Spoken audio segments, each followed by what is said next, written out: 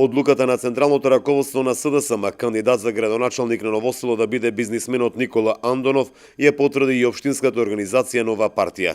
На конференцијата сите членови делегати на СДСМ едногласно застанаа за името на Андонов, кој во периодот од 2005 до 2009 беше прв човек на општината. Тој пак истакна дека само со единство и обединети може да се добие до вербата и победата на престојните градоначалнички избори.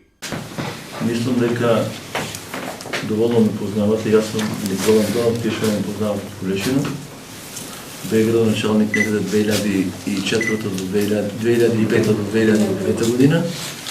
Колку сум успешен бил и ќе бидам, тоа ќе окажат изборите на 21 април. Но, јас мислам дека како Никола Андонов, на мене се падна најтешкиот дел. Се надевам дека на 21 април ќе победиме само под услов. Значи, мислам дека сите сме тука со една цел. Со една цел да спечалиме победа. Победа се спечалила, значи, под многу фактори. Значи, прво, треба да имаме цел. Целта ни е победа. Второ, треба да направиме добра стратегија.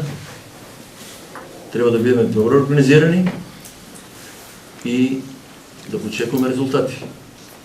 Резултатите покрај мене, по мене, со моето искуство, со моето знаење, значи треба да бидат единствено ако ние сите бидеме обединети.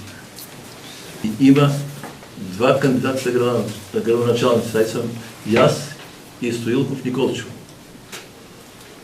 Се надевам дека сите вие ќе застанете зад мене за една цел да постигнеме сите заедно. Успехот е на сите заедно.